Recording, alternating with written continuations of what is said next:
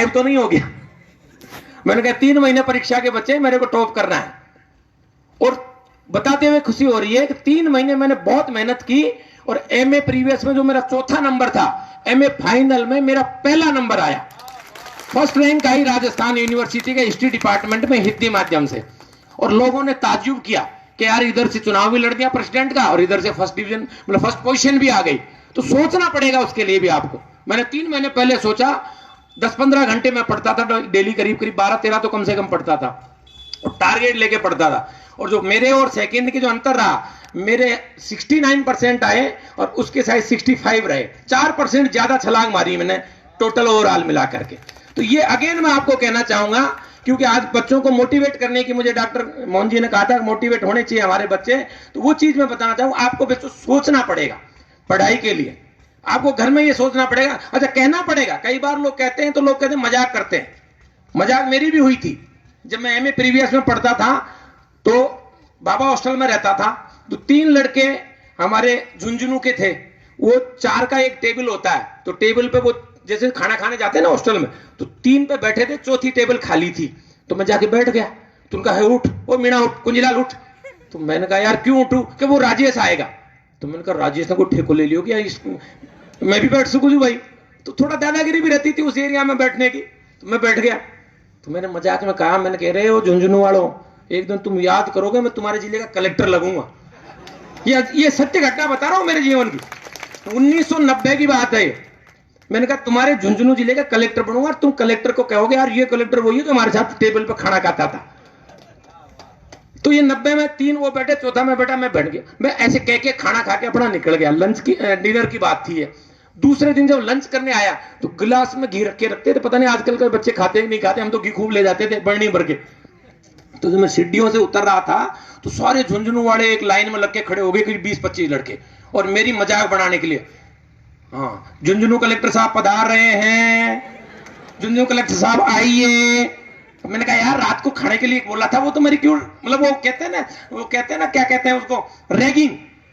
तो मेरी रैगिंग करने लग गए वो कि नहीं झुंझुनू कलेक्टर साहब ही बोलेंगे अब तो तेरे को। ये 90 की बात है। मेरे साथी आज भी कहते हैं यार तू जो बोलता है वो हो जाता है। और 90 के बाद टारगेट तो 87 में ही तय कर लिया था। 90 के बाद देखो मेरा सिलेक्शन हुआ लेक्चरर में, फिर आरपीएससी दिया तो आरपीएस बना, फिर आईएएस देना शुरू किया तो पहली बार मैं आईआरएस बना, उसके बाद मैं आईपीएस बना आंध्रा कैडर में, फिर लास्ट में आईएएस बना। लेकिन टारगेट छोड़ा नहीं मैंने। और लोग कहते हैं ना भाई शादी कर देते हैं ना तो लड़के पढ़ना बंद कर देते हैं। मेरी शादी बीए में हो गई थी।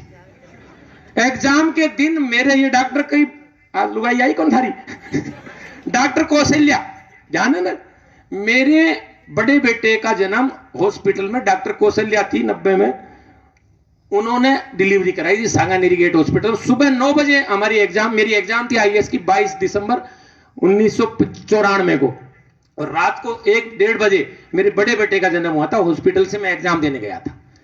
तो एग्जाम अगर आपका टारगेट है तो परिस्थितियां कितनी भी विपरीत हो आप कर सकते हो। आपको पहले अर्जुन की आंख का अपन ने उदाहरण देख रखा है ना, कि सारे राजाओं से पूछा कि आपको क्या दिख रहा है, तो उसको केवल वो मछली की आंख दिख रही थी कि मुझे केवल और केवल मछली की आंख दिख रही है कि मेरे को मेरा लक्ष्य साधना है। तो ये बच्चे अगर आज ये तय कर लें कि उनको उनका लक्ष्य साधना है, अगर वो डॉक्टर बनना चाहें, कोटा में कोचिंग कर रहे हैं तो डॉक्टर बनना है, उसके बाद कोई आगे टारगेट है वो करना है, तो आपको सबसे पहले ये सोचना है कि आपका लक्ष्य तय करना है और उस लक्ष्य के हिसाब से आपको पढ़ाई करनी है। और उस पढ़ाई के लिए आपको मेहनत करनी है, आपको घंटों तक उसके लिए विचार करना है। केवल कागजी किताब पढ़ने से आप नहीं बन पाओगे, आपको सोचना है। पढ़ते भी कैसे, मैं वो भी आज बता सकता हूं आपको कि पहले पढ़ने से पहले जैसे 2 चैप्टर पढ़ लिया आपने, उसके बाद 2 घंटे तक या 1 घंटे तक आप उस चैप्टर के बारे में आंख बंद करके मनन करिए कि मैंने आज जो पढ़ा है वो क्या पढ़ा है, और उसके बाद उसको मनन करके लिखिए। और जब भी कोई एग्जाम देते हैं आप, जैसे अभी एग्जाम का टाइम आ रहा है फरवरी मार्च अप्रैल में, नॉर्मली अप्रैल के आसपास एग्जाम हो रही है, पहले परीक्षा खुद दे लीजिए।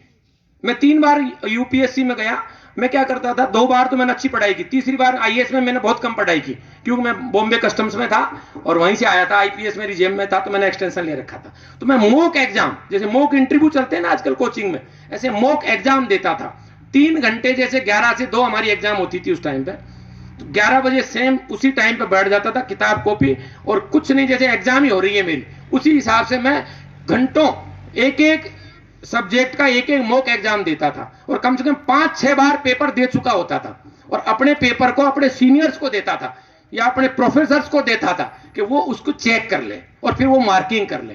और मेरी भगवान की दया से जब पढ़ता था तो इतनी अच्छी मार्किंग होती थी कि जितने नंबर मैं खुद परीक्षा देते मार्किंग करके आता था उससे 1-2%, 1-2 नंबर ही ऊपर कम आते थे, मैक्सिमम 5% का अंतर आता था। जैसे मान लीजिए मैंने जब आरएस की एग्जाम दी थी तो मैंने 974 नंबर लिखे थे उसमें अपनी रिटर्न में और मेरे शायद 972 आए थे। आईएएस के एग्जाम में 1122 मैंने जोड़े थे और 1124 आए थे। तो जो आपकी खुद की एक्यूरेसी है ना मन में, वो ये रहनी चाहिए कि मैं उसकी कॉपी खुद चेक कर लूं। मैं जब पहली बार आईएएस का इंटरव्यू देने गया तो मेरे से सबसे पहला सवाल कर लिया कि मिस्टर मीणा, राजस्थान से सारे मीणा आते हैं, क्या कारण है? आपने पूरे राजस्थान का क्या नाम से हक ले रखा है आदिवासियों का? ये मेरा सवाल हुआ और वो मेरा पहला इंटरव्यू था यूपीएससी का। तो मेरे को बड़ा गुस्सा आ गया, क्योंकि पहला इंटरव्यू देता तो गुस्सा नहीं करना चाहिए, लेकिन गलती हो गई तो मैं गुस्सा आ गया कि यार ये कैसे कह दिया। मैंने कहा मीणा है, मेहनत करते हैं इसलिए सारी मेहनत का फल हम लेते हैं, हम कोई ऐसे थोड़ी आगे। तो एक जो चेयरमैन था मिस्टर कुरैशी करके, वो कहने लगा नहीं हम सुबह से एग्जाम में बैठे हैं, इंटरव्यू में बैठे हैं यूपीएससी का, आपका 5वां-6ठा महीने हो आप, 5 महीने हमने सुबह से निकाल दिए, तो आप ही कैसे कहते हो आप? मैंने कहा मेहनत करते हैं तभी तो 6 महीने आ गए। तो मैं उससे लड़ लिया और लड़ने का खामियाजा क्या भुगतना पड़ा कि 300 में से मेरे 75 नंबर दिए, मात्र 25% नंबर आए मेरे पहली बार जब मैं सेलेक्ट हुआ था। और उस टाइम में आईआरएस बना था, मेरे रिटर्न में बहुत अच्छे नंबर थे। आई थिंक एसटी में मेरे 2रा या 3रा नंबर था रिटर्न में, लेकिन चूंकि वो मीणा तो मीणा वाली कर बैठे ना कहीं न कहीं, तो मीणा वाली कर बैठी मैंने। लेकिन उसका देखो बस अच्छा रहा। कई बार जो कहते हैं ना कि अच्छा कैसे रहा, वो भी मैं बताना चाहूंगा। अगर उस टाइम पे मैं आईएएस बन जाता तो मेरे को राजस्थान कैडर नहीं मिलता। क्यों नहीं मिलता? कि उस टाइम पे हमारी बीना मीणा, आपने नाम सुना होगा, एक ऑफिसर है हमारी यूपी कैडर में, उसकी पहली रैंक आई थी पूरे इंडिया में, हिंदी मीडियम से फर्स्ट आई, 33 रैंक आई थी उसकी पूरे इंडिया में, उसको भी यूपी कैडर मिला। तो अगर मेरे को 25 नंबर और आ जाते, 300 में से 100 आ जाते, तो मेरा आईएएस में नंबर आ जाता। तो खिल्ली राम जी हैं, अशोक है, ये 92 एग्जाम की बात बता रहा हूं। तो किस्मत अच्छी थी, भगवान को कहीं न कहीं यहां भेजना था मुझे राजस्थान की सेवा करने के लिए, तो उससे लड़वा भी दिया और नंबर भी कम ले गए और नौकरी। दूसरी बार मैंने एग्जाम दिया, कोई इंटरव्यू तक पहुंचा तो मैं आईपीएस में आया। तीसरी बार दिया तो आईएएस में आया। आईएएस की भी एक कहानी है कि जब मैं आईएएस की एग्जाम दे रहा था तो आज वो दुनिया में नहीं है, मेरा मित्र अनिल काकस है उसका नाम, अभी थोड़ी देर पहले डेथ होगी उनकी। तो वो और मैं पास की टेबल पे एग्जाम दे रहे थे, तो वो मेरे को उठा के ले गया। आईपीएस के टाइम की बात है। तो मेरे 3 नंबर से मैं आईपीएस में रहा, यानी 3 नंबर ज्यादा आ जाते तो मैं आईएएस बन जाता 93 के एग्जाम में। तो एक खिलाड़ी का नाम लिखना था जो मेरे को आता था, तो उसने कहा उठ यार चल। मैंने कहा यार ये खिलाड़ी का नाम लिख के चलता हूं मैं। तो बोलता है नहीं इससे कौन सा तू आईएएस बन जाएगा यार, ये हकीकत बता रहा हूं मैं अपने लाइफ के साथ। तो मैंने कहा यार मेरे को नंबर की बात नहीं, मेरे को नाम आता है इसका, अरे उठ यार। तो मैंने कहा चल भाई, हम चल दिए। और जब रिजल्ट आया तो मेरे 1124 नंबर थे और 1126 वाला आईएएस था और मैं आईपीएस था। मैं रात भर रोया और अनिल को खूब गाड़ियां दी। मोबाइल तो चलते नहीं तो उसके घर पर चला गया। मैंने कहा साढ़े तेरी वजह से मेरे 2 नंबर की जगह होते तो मैं 1126 होते और मेरे को आईएएस मिलता, और मेरे को आईपीएस में आंध्रा कैडर जाना पड़ रहा है, पता नहीं भाषा भी नहीं सूंघूंगा मैं। तो उसने कहा यार अब गलती है भाई, सॉरी है, बात तो सही है, 5 नंबर आ रहे थे। बात गई, रात गई, आंध्रा मिला। मैंने कहा यार तेरी वजह से मिला। उसके बाद में मैंने दोबारा दी, राजस्थान कैडर मिला, आईएएस हुआ। फिर वो मेरे पास आया गाली देता हुआ, साला मैं 5 नंबर नहीं छुड़वाता तेरे को। तो उस टाइम जो आईएएस बना था ना, उसको आसाम कैडर मिला था एसटी के लास्ट को, तो मुझे आसाम कैडर मिलता अगर वो 5 नंबर मेरे नहीं छुड़वाता। तो आप देखिए परिस्थितियां कहां कैसे मोड़ लेती है कि 25% नंबर कम आए तो आईआरएस बना, नहीं तो पहले आईएएस बन जाता, पता नहीं कहां जाता, रिटर्न में अच्छे थे। दूसरी बार 5 नंबर के सवाल के चक्कर में मैं क्या नाम से अगर आईएएस आ जाता तो आसाम कैडर में जाता, उसके घर लड़ने गया, और उसको कहा यार मेरे को आईपीएस में आंध्रा जाना पड़ रहा है तेरे 5 नंबर के चक्कर में, और दोबारा वही आया मेरे 5 नंबर कम नहीं करवाता तो तू आसाम में सड़ता। परिस्थितियां कैसे उतार चढ़ाव करती है। तो मैं इसलिए कह रहा हूं बच्चों, आपको अपना ये टारगेट करना है कि आपको वहीं पहुंचना है जहां आपने सोच रखा है, और सोच बहुत जरूरी है आपकी। मैं आपके लिए इतनी बात करना चाहूंगा। अब मैं समाज के लिए निवेदन करना चाहूंगा, सभी अच्छे हमारे वरिष्ठ और राजस्थान के सभी बड़े बड़े लोग बैठे हैं, वास्तव में इस हॉस्टल की हालात अच्छी नहीं है, और जैसी घोषणा हो चुकी है, मैं और डॉक्टर साहब अब जब वो देने आए थे कार्ड मोहन जी, तो मैं उस दिन मेरा बिजली विभाग में था, और जापान का 15 तारीख से आज से टूर शुरू हुआ है, तो मैं जापान में 15 से 23 तक की कोई ट्रेनिंग आई थी मेरी, जा रहा था मैं। तो मैंने इनको कहा डॉक्टर साहब मेरी बड़ी इच्छा है आने की, लेकिन मैं आना चाहता हूं, मन है मेरा आने का, लेकिन मेरी जापान की ट्रेनिंग आ गई। तो इन्होंने कहा भाई साहब क्या कर सकते हैं, ट्रेनिंग तो सरकारी है, पर जैसे मेरा मन था ना, तो देखो उस मन ने मेरे को ला दिया।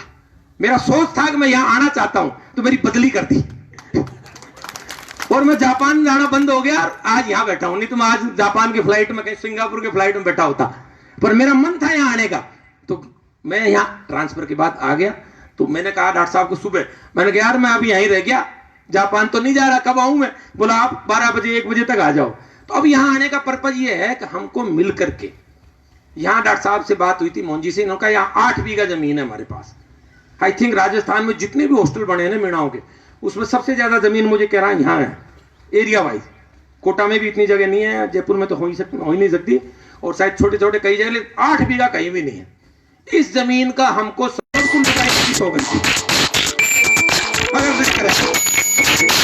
शाम को खाना कोमल अगर उनकी सौगन खैर जाएगा, पहले जीजी की सौगन खाओ जा, भाया की सौगन खाओ जा। जीजी भायान को तो आजकल कोई पूछेगा नहीं, लेगी हो ना, जब तो काम करना ही पड़े वो।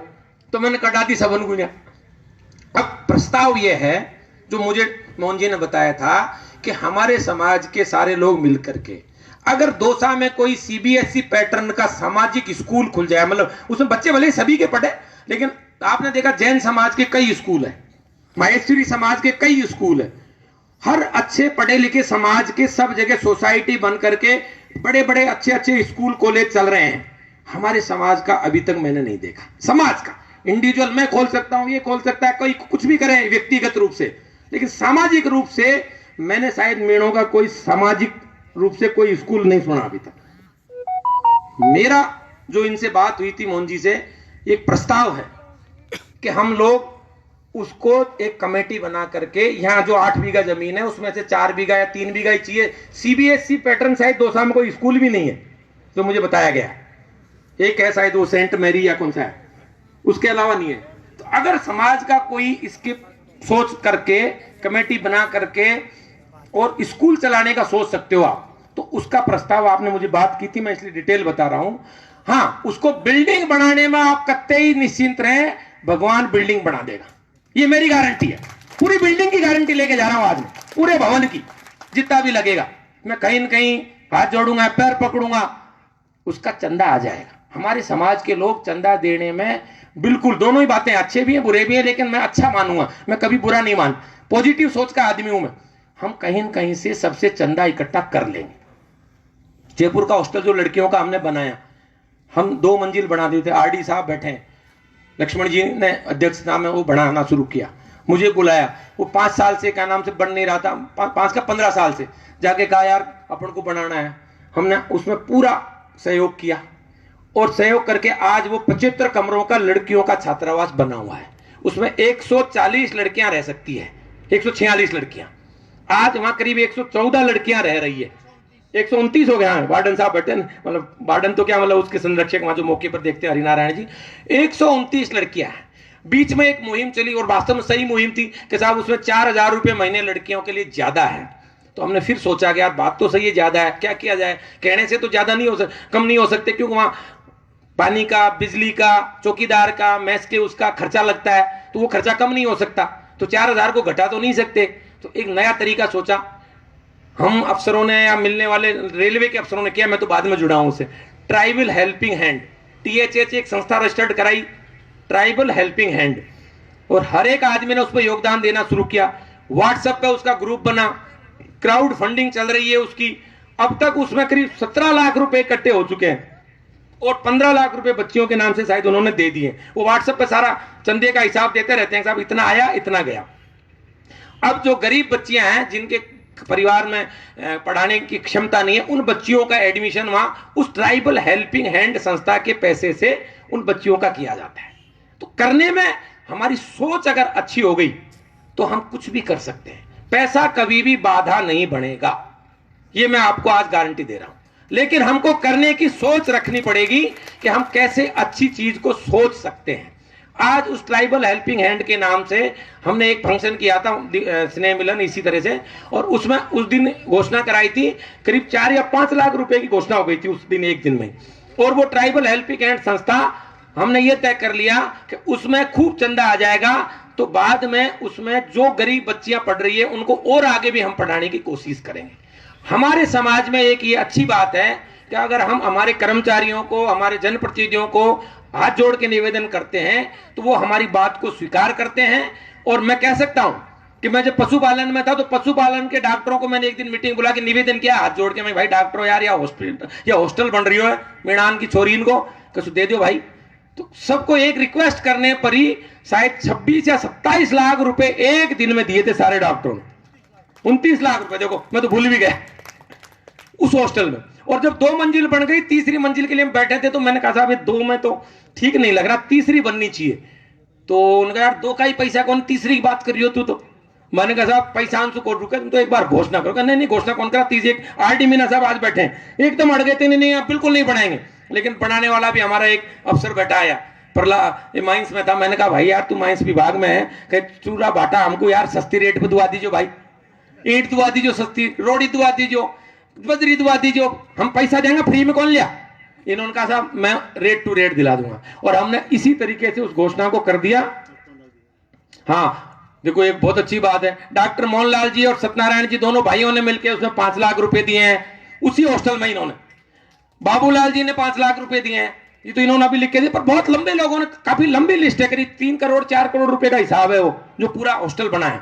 तो मैं वो बात कह रहा हूं कि तीसरी मंजिल को बनाने का हमने सोचा तो किसी ने ईंट की यहां करी, इसने रोड़ी और उसकी बात करी, किसी ने बजरी की बात करी, सीमेंट वाले से मैं खाक जानकार तो मैंने उससे बात करी, और हमने इनकी इच्छा के विरुद्ध, कमेटी की इच्छा के विरुद्ध में हम शुरू करेंगे, और तीसरी मंजिल भी बन गई। तो 50 कमरे पर रुक रहा था, 75 कमरे हो गए। करने की इच्छा है तो कुछ भी हो सकता है। मैं आपको निवेदन कर रहा हूं, अभी दिल्ली में पीआर मीना साहब है, वो एक वहां एक कोचिंग करने के लिए हॉस्टल खोलना चाह रहे हैं, जमीन ले लिए, 5 करोड़ रुपए की जमीन खरीद लिए मीणा समाज के नाम से दिल्ली में। 5 करोड़ की जमीन हमने दिल्ली में, द्वारका में, जो लड़के आईएएस आईपीएस की कोचिंग के लिए जाते हैं उनको 20-25 हजार रुपए महीने का कमरा मिलता है हमारा राजेंद्र नगर, मुखर्जी नगर में। और कई बच्चे जो हमारे इंटेलिजेंट है, गरीबी की वजह से वहां जा नहीं सकते, तो वो एक विचार किया भाई दिल्ली में एक हॉस्टल बनाए। अभी उस फंक्शन में आए थे टीएचएचके में दोनों, जेपी मीणा जी अपने पालड़ी वाले, वो रिटायरमेंट के बाद पूरा लगे हुए हैं। तो उनका यार कुंजीलाल दिक्कत आ रही है पैसे की, रपण को तू यहाँ तो हो गया, आप दिल्ली वाले पे काम करो। मैंने कहा साहब आप निश्चिंत मत रहो, आप तो एक बार उसकी नींव लगा दो। तो मार्च में शायद नींव लगाने का प्रोग्राम चल रहा है दिल्ली में, आईएएस आईपीएस की कोचिंग के लिए हॉस्टल बनाने का द्वारका में। और उसके बाद हमारे बच्चे यहां से निकल के दिल्ली में जाएंगे, उसमें क्या नाम से हमारा टारगेट है कम से कम 100 कमरे हम बनाए, 5 मंजिल का प्लॉट, छोटा है 500 मीटर का है, 1800 मीटर का है शायद, 1800 गज का है। तो उसमें हम कम से कम 100 कमरों का या 200 कमरों का लेके टारगेट चल रहे हैं। और ईश्वर की दया जब बनता है ना, तो अभी 4-5 दिन पहले कई सीएसआर वाली कंपनी के लोग आए थे मेरे पास। मैंने कहा यार सीएसआर में तुम खर्चा तो करते ही हो, ट्राइबल के नाम पे कर सकते हो क्या? बोला साहब हम तो कर सकते हैं। तो मेरे दिमाग में आ गया, मैंने कहीं न कहीं दिल्ली का हॉस्टल भी बनाया ही रहेगा, कहीं ना कहीं हो जाएगा। क्योंकि सीएसआर में जो आजकल बड़ी कंपनियां होती है उनको अपने मुनाफे का 2% पैसा सीएसआर में लगाना पड़ता है, कंपनी की सोशल रेस्पॉन्सिबिलिटी के नाम पे, कॉर्पोरेट सोशल रेस्पॉन्सिबिलिटी। मैं उसका सेक्रेटरी रहा हूं राजस्थान में सीएसआर का, तो मैंने वो पूरा देखा। तो उनको कहने की जरूरत है, उनको रिक्वेस्ट करेंगे हम कि भाई ये ट्राइबल के बच्चे पढ़ेंगे, पूरे राजस्थान के सभी जातियों के, तो खास करके ट्राइबल के, नॉट ओनली मीणा। हमने ओल्ड आदिवासी भीलवाड़ा हमने सब कर रखा है, उसका नाम भी आदिवासी रखा है, केवल मीणा नहीं रखा आपको बस, ताकि उनके नाम से वहां के लोगों को ये नहीं लगे कि हम उनसे अलग है। तो ट्राइबल का जो हॉस्टल बनेगा हमारा दिल्ली का, उसकी हमने शुरुआत कर दी है। फिर बच्चे हमारे गरीब वहां दिल्ली में जाएंगे तो उनको नॉमिनल कॉस्ट पे कमरा मिलेगा। तो हम अगर समाज के सभी लोग एक छत्र मिलकर के कोई बात करें तो पॉजिटिव सोच रखते हुए अगर हम सकारात्मक काम करना चाहें तो ये काम आराम से हो सकता है। हमको टारगेट ये रखना है कि सामाजिक कार्य को एकदम अलग रखें। समाज के जितने भी सामाजिक प्रोग्राम होते हैं उसमें हमको एक होना है, और एक इसलिए होना है कि हम यहां क्यों हैं, इस मंच पर क्यों हैं हम, क्योंकि हम इन्वर्टेड कोमा में एक समाज के सदस्य, मीणाओं के सदस्य तो यहाँ है ना। तो एक बार हम हमारे समाज के रूप में जो काम कर रहे हैं हमें करना है। हमारे बीच में जेपी साहब आई गए, जेपी मीना जी, एमएल मीना साहब और केसी मीना जी, आ जाओ तीनों सभी मंच पे पधारे, आपका तहे दिल से स्वागत है। जेपी मीना जी का साहब अभी जिक्र कर ही रहे थे, हमारे बीच में रिटायर्ड आईएएस अफसर है। एमएल मीना जी मंडावर के हैं, पीसीसीएफ राजस्थान के वन विभाग के प्रमुख, और केसी मीना जी हमारे सिकराय के अधिकारी हैं। आप भी सीसीएफ अभी जयपुर ही हैं, आप